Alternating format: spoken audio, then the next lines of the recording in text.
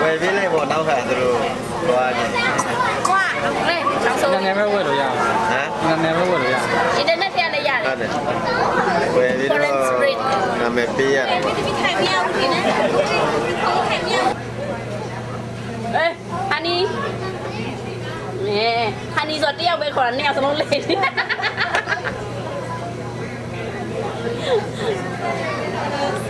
Evan. Evan gì? Bye bye. Bye. Mà terus mà tansi, buffet sama tansi nih Jane. Di mata minia, Pepio lagi, Himalaya mah, tu leci ya, bebe leci ya. Oh, wow, tu Evan. Không có cái gì này. I know they played by you. Sorry. Ui. An alligator. There's an alligator right there on the side of the dock. He's a native species known to scare away sea lions and seals. We just passed it. It's by that yellow and blue dinghy over there. The people who own that dock put that alligator up to scare away the sea lions because the sea lions like to grab their salmon, munch it up, and then sun themselves on people's docks. They're kind of bothersome. On top of that, we're not allowed to touch them since they are a federally protected species. So here's the seaport. You can see actually where they have one windsock and about a couple planes getting ready. It's kind of maybe a dead time for them. But if you can imagine living on the water and taking your seaplane to work, or commuting by kayak. They were made of bronze, and if you have a nickel in your pocket, they have made replicas of these in one of the new nickels. There are 4 new nickels that the mint has put out, and one of them has this on the top of it. On one side is the bust, the head of Thomas Jefferson, and it identifies him, Thomas Jefferson, President of the USA, 1801. Then on the other side, this is the interesting part. This is what Lewis was going to give to every Indian chief. There were 2 hands in a handshake, and one of the hands had the cuffs of a United States military, but the other hand had the cuff of a venison jacket, of a deerskin jacket, which was commonly worn by the Plains Indians. And they're shaking hands, and crossed above those hands are a hatchet, an axe, and a peace pipe. And by crossing them in symbology and heraldry, that means that it's a union. The peace pipe obviously means peace, and the hatchet is a European symbol of power and steadfastness. So Lewis was going out. He was really, I believe, 1897 there was a flood, and there's pictures of gentlemen in their top hats canoeing down the streets of Portland to make it to their local saloon.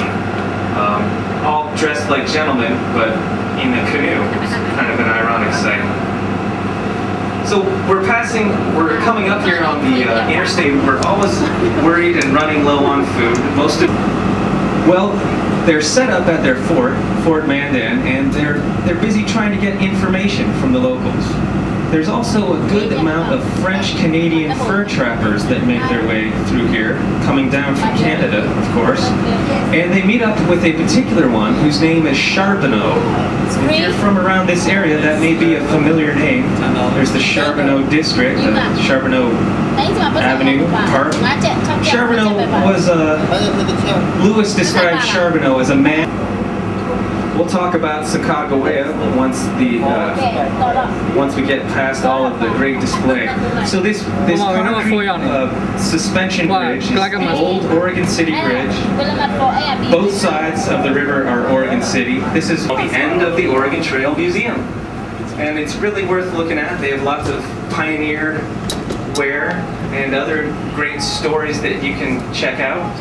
And it really has some of the oldest industry. There's lots of old mill, both paper mill and clothing mill businesses here, some still in operation. Once we get past the bridge, just to the right, you can catch a glimpse of the locks We won't be taking the locks through there, but if you do want to continue upstream on the Willamette, all the way to Corvallis or to Eugene.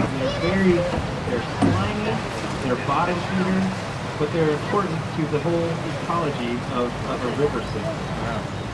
Now the sturgeon is worldwide really embraced because of its eggs. The sturgeon roe are considered a delicacy in many areas, and it's one of our major exports. Now when they were dredging up dams here around all of the rivers, especially the Bonneville Dam, and when they were dredging the whole mouth of the Columbia back in the 40s, they would pull up old sturgeons that were just bottom feeders that would sit at the base that we would be risen through as the water raises up after they close the doors behind us. But they're not going to do that. We're just going to kind of park our noses in there and get a feel for what it looks like. In the meantime, straight ahead, you can see the falls. They're 38 feet high and over 300 feet wide.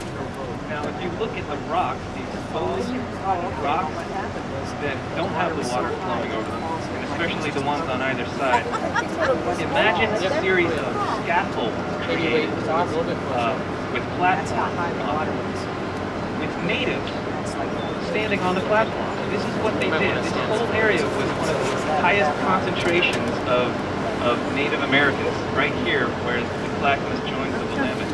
And it's because of the salmon and the sturgeon.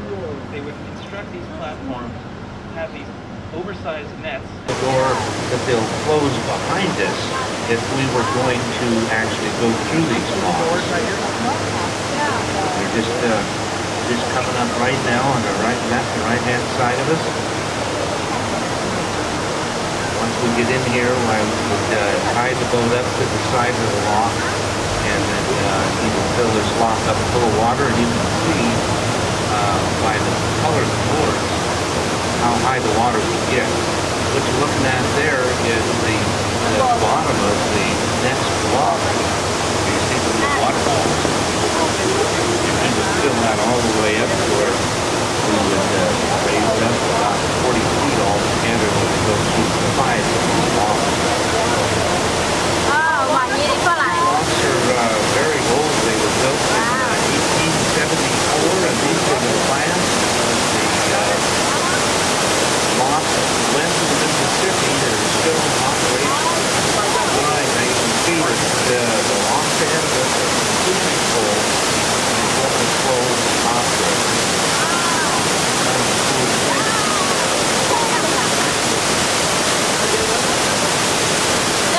There was a lot of fighting going on over the lock. It's being built and all the locks taking place above the wall. Where the fighting they didn't want anyone to build.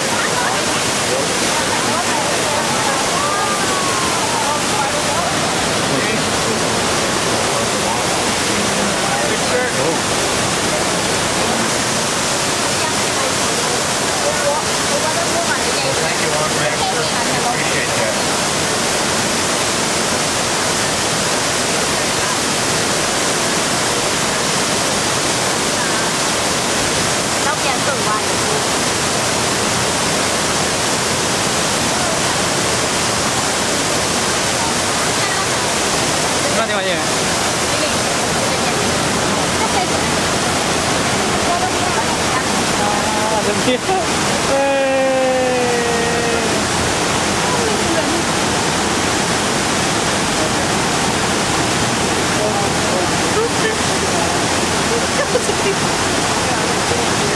That is PGE's power plant, and that's pretty close to 100 years old up there, and they're still supplying power to Oregon City.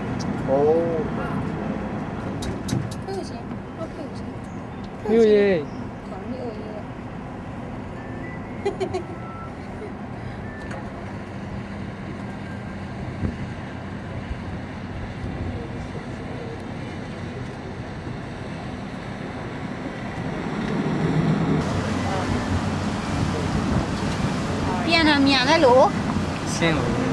park before. Lewis brought with him his pet dog. It was a Newfoundland named Seaman, and he would not let Seaman be bought by the Indians. The Indians were always trying to purchase his dog from him because it looked like it had a lot of meat on it. At one point, one of the Indians tries to steal his dog from him. And this is the one time where Lewis really loses his cool. He threatens the man's life. He immediately strip searches him for evidence of dog, I guess. And he gets the Newfoundland back. It was his best friend, as we know, dog is man's best friend, at least in this part of the continent. And everything is safe and sound. Newfoundland actually are great water dogs, and Seaman helped him in plenty of their hunting excursions, especially for waterfowl.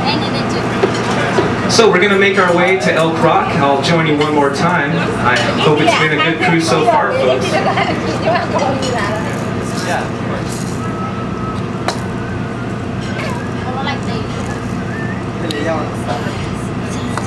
We are bringing them back. Hey, downtown is making its way back to us. This is Oaks Park here on the right side, on the starboard side. It's a favorite destination park. We're really a city of parks. If you're an Oregonian, please, if you're a Portlander especially, please excuse me, but we need to brag now about Portland. We have more green space than any other city, if you do it ratio to how much land we have. We have the world's largest city park in Forest Park, which takes up pretty much the entire West Hills north of downtown. And we have the world's smallest city park that you can actually see downtown. It's in the median strip of NATO. It does rise like it did in '96. Those houses can rise as high up as those moorings go. So those ones especially look like those might be 30-foot moorings. Those could withstand like a 25-foot flood. That's a possible thing. When we were down at the falls, I neglected to mention, there's evidence that this river has flooded to the height of the falls. That's 38 feet of flood. And just beyond that, this group of islands, this is actually Ross Island. If you've ever taken a walk on a sidewalk in Portland, chances are the cement you're walking on came from this island. It used to be a single island, but they've dredged out the gravel from the middle of it for so long and for so much, it's now a lagoon. They've opened it up. And this is let's see, what year is this? 1923. And then the overland convertible that they have on the nation's fledgling highway system. They drive all the way out with Bobby to Indiana, where their relatives are. And Bobby immediately gets in a fight with the local dogs and runs away. The kids are just, their hearts are broken. They stay an extra 3 weeks on their vacation looking for their dog, calling all the operators, telling everyone on the line, if you find this dog, send him back by train at my expense. We'll pay for everything. Just please give us back Bobby. Bobby never shows up. Mr. Brazier has to take his family back to Portland. Everyone's sad. However, when they get home, they have a lot of mail waiting for them with these brand new Kodak photographs of Bobby and for Oregon. And Oregon is just, we pride ourselves on being influential and being ahead of the curve and being converted to a seminary. But they used to call it Asylum Avenue, and people stopped moving there after they named it that. So they renamed it Hawthorne Boulevard.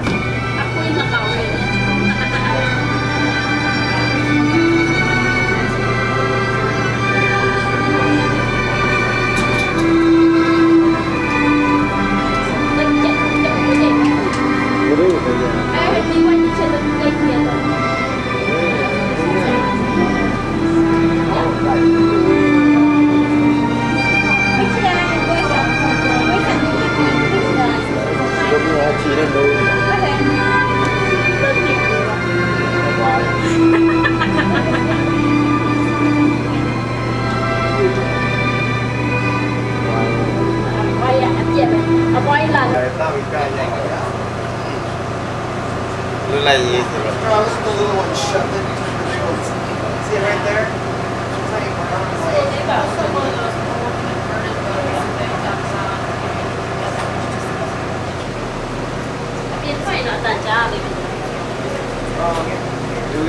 Busan đâu nhé, chịu được. Get a little back.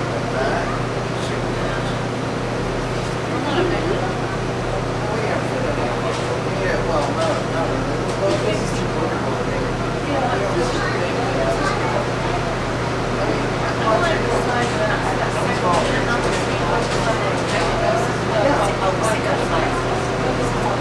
Wait, you mean the third one from the right? The third one from the right or the second one? The second one. Empties out into the Columbia, and you can see some more of the bridges out that way. My favorite bridge of all is the St. John's Bridge, which is the only suspension bridge in Oregon in the state highway system. And every time I drive over it, my son thinks we're headed to the land of Oz, because the architecture is kind of that 20s neo-Gothic, and they all dock here. It's a big event. We have the largest floral parade, second only to the Rose Parade in Pasadena, and it's voted, I believe, one of the 100 most culturally significant events in the United States. We are the City of Roses. That's our official title, but we also have the Bridgetown moniker. Stumptown is another name for us, or Puddletown, depending on what time of year you're coming through here. That's something Lewis and Clark learned when they did hang out, because there are so many different kinds of precipitation. It's not just raining out. It could be fizzling or tinkling or raining sideways or raining upside down, which it does often enough. But once you live here after a while and the webbing starts to grow between your fingers and your toes and you become a duck, you realize you don't even need a rain jacket or an umbrella. Just put on a sweater and you march out into the drizzle and you look like everyone else with bad hair. It's an alright feeling. We all kind of have moisture built into our bones here. So I'm sorry for the false goodbye beforehand, but it's really been a pleasure, folks. I hope that you can get out and enjoy the rest of this awesome weekend that we've been having. This great span of awesome weather. And especially to those of you from out of town, thank you for visiting. And for all you locals, if I got anything wrong, please feel free to correct me on that one. I'm always looking for an education myself. So it's been a pleasure. I'm Chris Ayers, your historian today, and thanks again, Captain Lowell and Johanna. We're coming back into Carruthers Landing forthwith.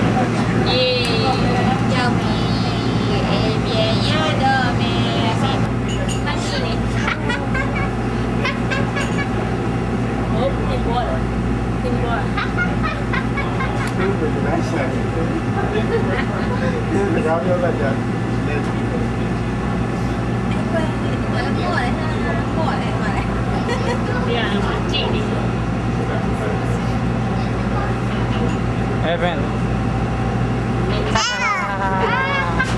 Mình trên Timor của mình đi.